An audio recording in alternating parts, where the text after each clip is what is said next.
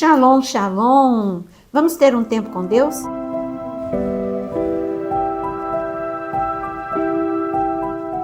Neste vídeo vamos falar sobre a era pré-diluviana, mas antes mesmo de começar, eu quero te convidar a deixar o seu like e também a compartilhar este vídeo com muitas pessoas.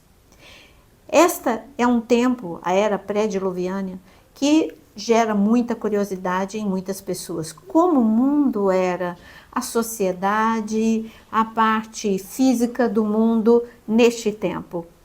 Nós estamos falando de Gênesis capítulo 1 até Gênesis capítulo 6. Parecem poucos capítulos, mas o que os teólogos dizem é que este período é maior do que o período que vivemos de Gênesis 6 até os nossos dias. Claro que não temos como provar. O mundo começa com a criação. Deus cria o mundo de forma perfeita, Adão e Eva de forma perfeita, com eternidade física e espiritual. Adão e Eva não morreriam. No entanto, veio o pecado, e quando o pecado aconteceu, Adão e Eva foram expulsos de um lugar perfeito. Quando Deus criou o mundo, Ele não criou só o jardim do Éden, Ele criou o mundo todo. Então eu creio que o mundo fora do Éden era um mundo perfeito, a natureza esplendorosa, tudo funcionando da forma correta. Mas quando o pecado entrou, tudo estava debaixo da sentença de morte, assim como Adão e Eva. Morte física, desordem na natureza e assim o homem. Mas no momento em que Adão e Eva saíram do Éden, eu creio ainda numa beleza incrível. Como funcionava o mundo? Qual era o sistema que Deus estabeleceu? Diferente do nosso. Neste momento, nós temos chuva. Era pré-diluviana, não existia chuva. Gênesis capítulo 2, está escrito no versículo 6. Mas uma neblina subia da terra e regava toda a superfície do solo. Este era o sistema que Deus estabeleceu. Por isso foi tão difícil para os homens acreditarem quando Noé, ele anunciou que o mundo seria destruído pelo dilúvio. A primeira coisa que eles pensaram, não tem chuva, como virá o dilúvio? Claro que tinham os 4 rios que saíam do Éden, mas não tinha chuva. Depois que Adão e Eva saíram do Éden, nós temos a primeira família.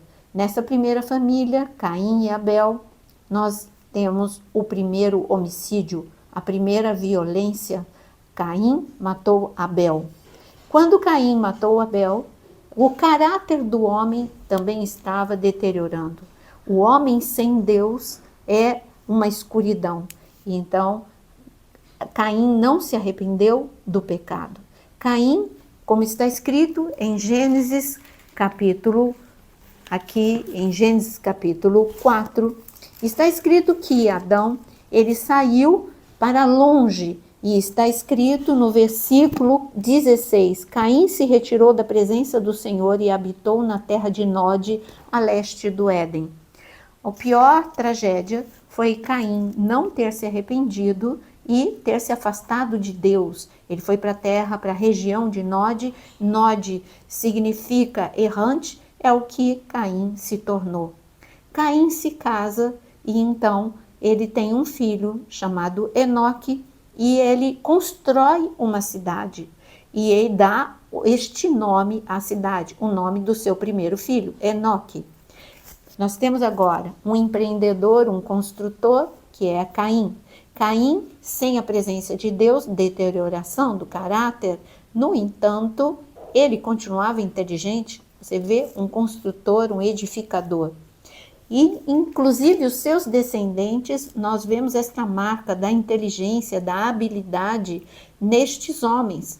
No entanto, tudo que é bom, mas sem a presença de Deus, é condenado à deterioração. E nós encontramos nos descendentes de Caim, como está escrito em Gênesis capítulo 4, que Jabal, que Ada deu à luz Jabal, que foi o pai dos que habitam em tendas e possuem gado. O nome do seu irmão era Jubal, que foi o pai de todos que tocam harpa e flauta. E Zilá, por sua vez, deu à luz a Tubal-Caim.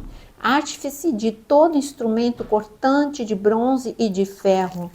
Nós vemos aqui um grande desenvolvimento da arte, nós vemos o desenvolvimento em todas as áreas, gado, tenda, mas sem Deus nós temos uma condenação, o caos, a desordem, a escuridão, a despeito de todo o progresso. Este progresso o que ajudou também era não só a longevidade, mas o fato de ter uma só língua. Até aqui, uma só língua. A diversidade de línguas só a partir da Torre de Babel. Tudo isso propiciava uma transmissão de conhecimento, uma transferência de conhecimento muito mais rápido. Mas por falar em longevidade, isso também vai acabar antes do dilúvio, porque houve uma sentença. Quando Deus vê que o homem só vai piorando, com que o seu caráter e o seu afastamento da presença do Criador é extremamente acentuado, Deus diz em Gênesis capítulo 6, ele profere uma sentença contra a longevidade. Ele disse no versículo, Gênesis capítulo 6, no versículo 3, então o Senhor disse, o meu espírito não agirá para sempre no ser humano, pois este é carnal e os seus dias serão 120 anos. Deus colocou um limite. Os homens estavam vivendo muito. Claro que não foi da hora do dia para a noite. Nós temos Metusalém vivendo quase 1000 anos. Nós temos muitas pessoas, mesmo depois de Deus ter dito isso, vivendo muito tempo.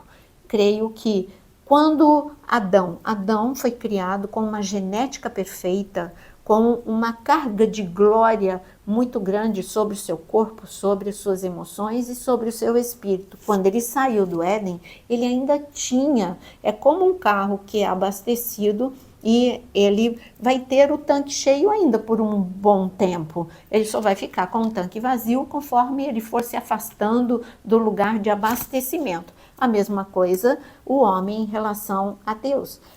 Adão e todos os seus descendentes ainda com uma carga genética, agora já não perfeita por causa do pecado, mas ainda tinha muita longevidade, porque também o mundo ele era águas puras, sem poluição, tantos fatores que propiciavam essa longevidade, mas Deus deu uma sentença. Não quero mais que o homem viva tanto tempo, porque o caráter do homem está cada dia pior. É claro que nós, neste meio tempo, antes do dilúvio, nós temos 2 fatos que saltam aos nossos olhos. Um é Enoque, e Enoque que andava com Deus e foi tomado, arrebatado por Deus. Tamanha a intimidade que este homem tinha com Deus. Para todos aqueles que creem em arrebatamento, essa é uma sombra de como a igreja será arrebatada no meio da escuridão, no momento mais difícil da humanidade. E Enoque, ele tinha intimidade quando todos estavam depravados, ele manteve uma intimidade de uma forma tão profunda que Deus o tomou para si e ele foi arrebatado, claro que em vida. Enoque não morreu. Mas nós encontramos em Gênesis capítulo 6 um assunto bem polêmico que também faz parte deste tempo pré-diluviano. E este assunto polêmico são os nefilins. Eu tenho um vídeo aqui no meu canal no YouTube só sobre os nefilins, mas eu preciso falar aqui um pouco porque faz parte deste nosso novo assunto. Os nefilins, eu vou ler para você em Gênesis capítulo 6, no versículo 4. Naquele tempo havia gigantes e na terra, e também depois quando os filhos de Deus possuíram as filhas dos homens, as quais lhes deram filhos, estes foram valentes homens de renome na antiguidade.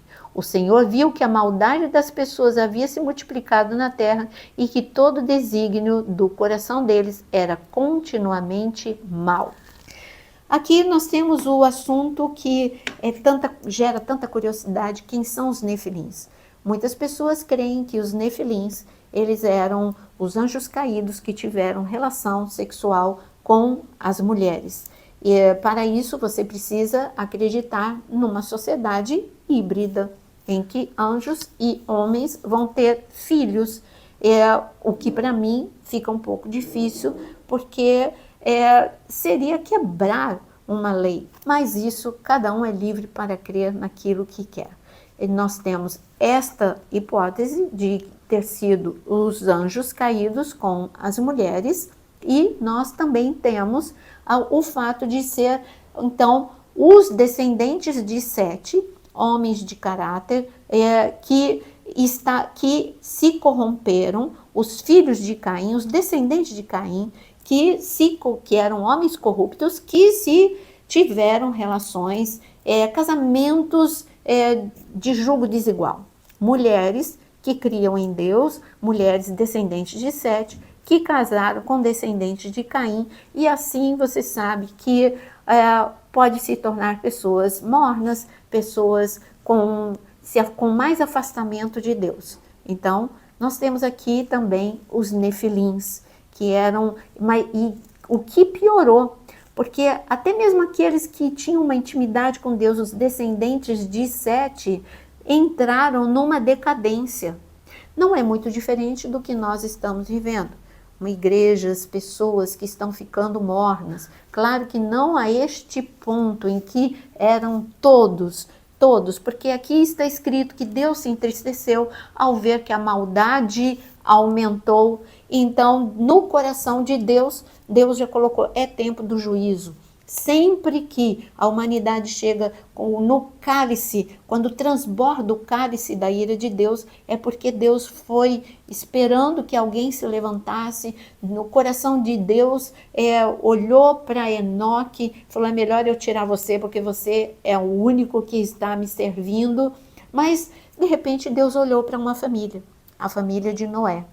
E nesse caos, nesta era pré-diluviana, neste momento em que Deus está triste, em que Deus diz, o mundo vai passar por um juízo, ele olha para uma família e ele vê que esta família teme a Deus. Esta família é liderada por Noé. E eu quero ler para você, porque também no Novo Testamento o Senhor Jesus fala sobre este momento.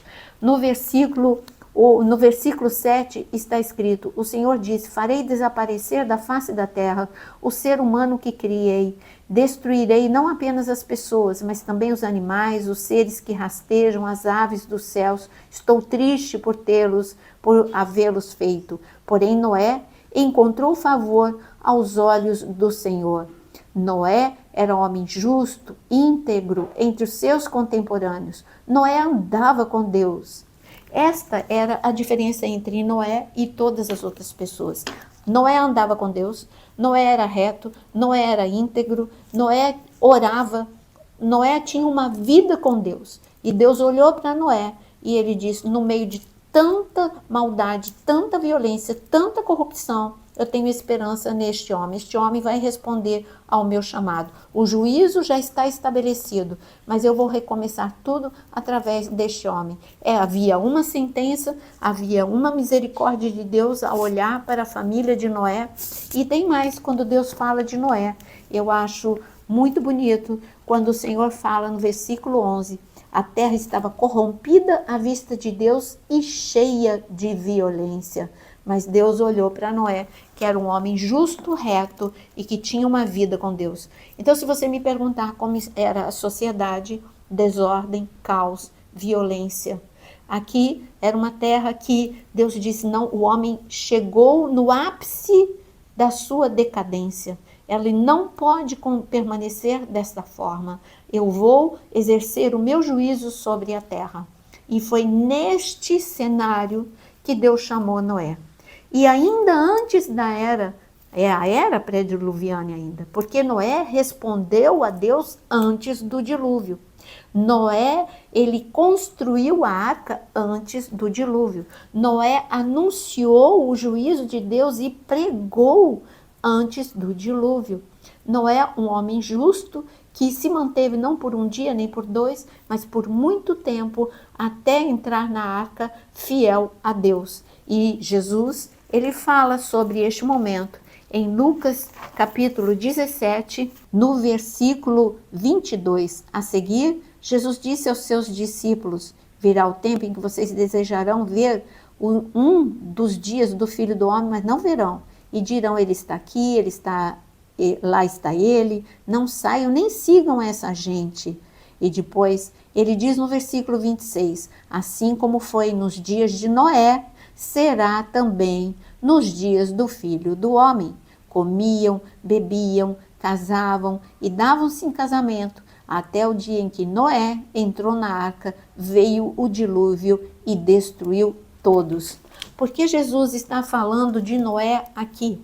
Porque ele está falando que a era pré-diluviana é um exemplo para nós, porque vai acontecer de novo. Nós já estamos vendo um mundo em decadência, o caráter, a violência, o caráter do homem totalmente deturpado, a violência em crescimento, sem controle a violência, um mundo de escuridão. E Deus está falando, cuidado, da mesma forma como foi na era pré-diluviana. O aviso eu dei que o mundo estava debaixo de juízo e que seria destruído. Eu estou avisando novamente. As pessoas estão distraídas, levando a sua vida como se nada fosse acontecer.